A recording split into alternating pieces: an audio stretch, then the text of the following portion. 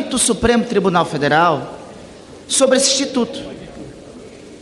Os 9 ministros que já votaram, todos eles, foram unânimes em dizer que o orçamento público tem que ter regras de isonomia e de transparência. 5 deles espancaram esse instituto como nós temos espancado ao longo desse tempo. Presidente, essa resolução, ela poderia ser votada após o julgamento do Supremo, para nós nos adequarmos às balizas que o Supremo estabelecesse. Mas no meio do jogo jogado, quando a bola está com o Supremo Tribunal Federal, a gente interrompe e apresenta uma resolução que, na prática, presidente, não estabelece isonomia. Não há isonomia quando 1,5 bilhões de reais está na... Não há isonomia quando 1,5 bilhão de reais fica na mão do presidente da Câmara dos Deputados. Não há isonomia quando existem critérios que traz distinção entre brasileiros que são representantes de outros brasileiros, ofendendo, inclusive, o princípio da igualdade que está consoante com a Constituição. Presidente, a resolução não traz transparência pedida, exigida e proclamada pelo Supremo Tribunal Federal no julgamento que está em curso. Líder Randolph, para orientação, se me permite. Menos, presidente, traz qualquer regra de isonomia. A posição da rede é a mesma de 4 anos. Orçamento secreto é uma indecência e só há um caminho, acabá-lo, como está em julgamento do Supremo Tribunal Federal. Eu ia lhe dizer que eu acho isso... Conceda a palavra pela ordem ao líder Renan, ao presidente Renan. Eu acho essa votação totalmente indevida, né? O Brasil se debateu muito sobre esse tema. Eu lamento até que o PT tenha encaminhado favoravelmente. Essa resolução, ela está na contramão de todos os votos de todos os ministros do Supremo Tribunal.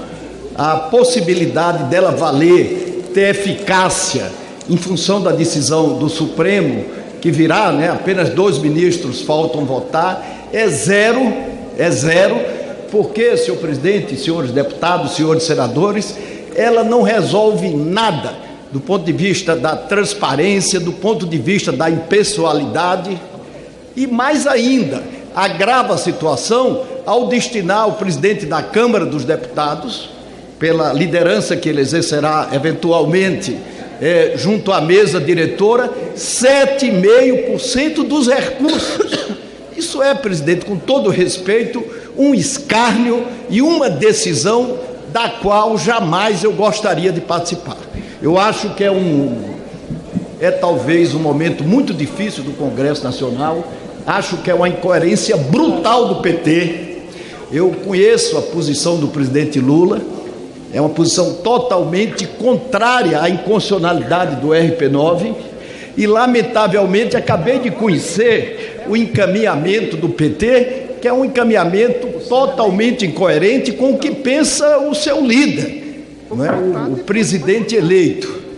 Eu, sinceramente, não gostaria de estar participando desse momento do Congresso Nacional e acho que isso acontece em descompasso com o grande papel que Vossa Excelência exerce à frente do Senado Federal e do Congresso Nacional. Essa coisa de RP9, isso é um escárnio. O Brasil tem que se ver livre disso definitivamente.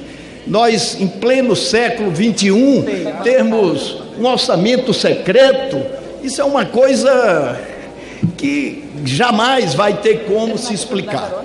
Eu, para manter minha coerência, eu comuniquei logo cedo ao líder, querido amigo Eduardo Braga, fiz questão de vir aqui exatamente para dizer ao Brasil que eu acho que essa decisão que está sendo tomada pelo Congresso Nacional, ela será ineficaz porque mantém todas, sem exceção, as inconstitucionalidades que estão sendo apontadas nos votos dos ministros do Supremo Tribunal Federal. Nós estamos numa situação vergonhosa. Não pensei que ia concordar com o senador Renan Calheiros, mas, de fato, estamos numa situação vergonhosa na votação de hoje. Um arremedo de um projeto de resolução que tenta salvar e vender à opinião pública uma imagem de transparência regulamentando, institucionalizando, legalizando e mantendo uma das maiores excrescências da política brasileira, que é o orçamento secreto.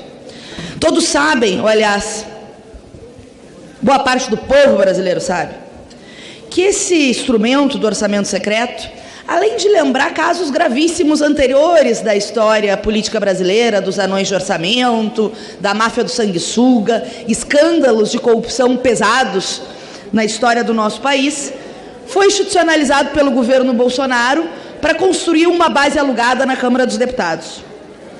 Mesmo assim, na campanha, o governo que liberou os recursos, que construiu uma base alugada com os partidos do Centrão, que botou dinheiro do orçamento público na lata do lixo ou da corrupção, no caso do município do Maranhão, que foi extraído 500 mil dentes e tinha 40 mil habitantes, no caso de superfaturamento da Codevasp, no caso de 140 milhões para a mãe de um dos relatores do orçamento lá atrás, para a cidade dela, para beneficiá-la no processo eleitoral, no caso de venda de emendas de relator, noticiado inclusive pelo Fantástico, que ensejou um debate público, embora ainda não a cassação do mandato do deputado envolvido.